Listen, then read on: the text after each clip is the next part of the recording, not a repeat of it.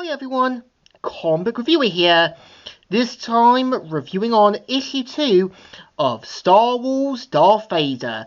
Now as you know, the first run of Star Wars Darth Vader is meant to deal with the aftermaths of episode 4, which dealt with the destruction of the Death Star, the Empire in semi-ruins, and Palpatine no longer viewing Darth Vader on the top shelf.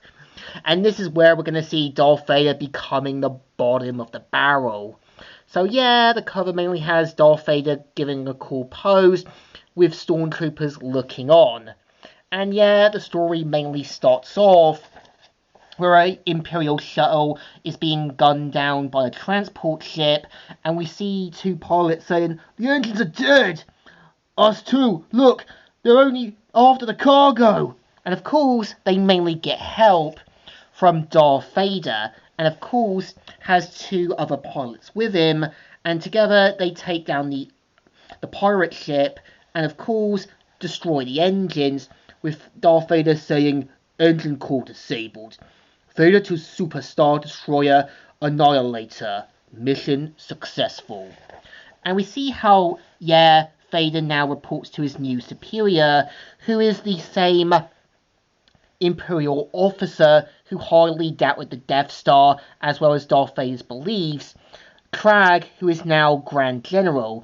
And this is obviously done to kind of make Vader look bad, now knowing that the guy who doubted the Death Star and that is actually in the right, being promoted, and this is Darth Vader now getting the feeling that he's been even demoted further.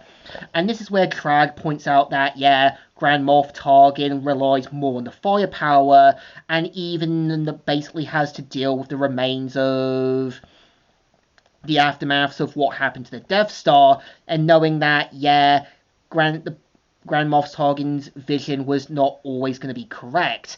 The only difference is Grand Moff Tarkin relied more on the Death Star's firepower, while Crag did had ideals and thoughts that the thing was not really going to be what I think the Empire wanted.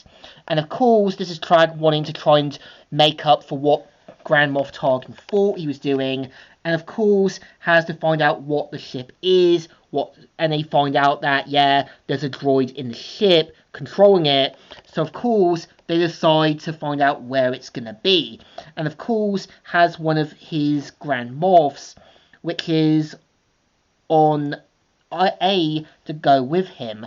And of course, this is obviously to keep a close eye on Vader to make sure he doesn't screw up, and asks One to, not meddle in his affairs, but he's told that he has to follow orders. And we see Darth Vader saying, "But I suggest you be careful, On-A." And of course, they find out that, it's basically an astromech, so they obviously are going to find it to locate the pirates to teach them a lesson. And inside the sort of outpost, we see how some of the team members find out the astromechs come back, but of course have to deal with Darth Vader, some stormtroopers and that, and of course they basically keep everyone locked and under to deal with the pirates. So of course they mainly get help from one of their benefactors, and of course have to deal with droider cars that have been upgraded and modified. And of course we see how the astromech and that goes in, and of course have to prevent them from self-destructing to get the information they need. And of course Vader saying, "There is always something I can do." And of course the astromech gets the information, activates the self-destruct happens, and of course gets out. And of course, as they activate the failsafe, the self-destruct goes to its full core.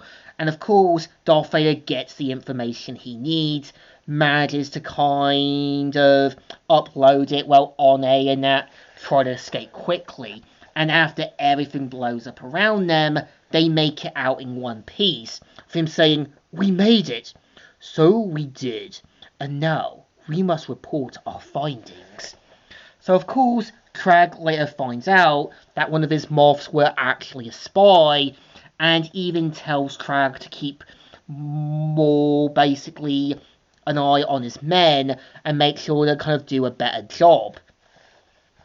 And after this, basically tells the astromech to leave, and it gets blown up, with Vader saying, yes, one can always trust droids. And yeah, this is the story. So yeah, issue 2 is okay.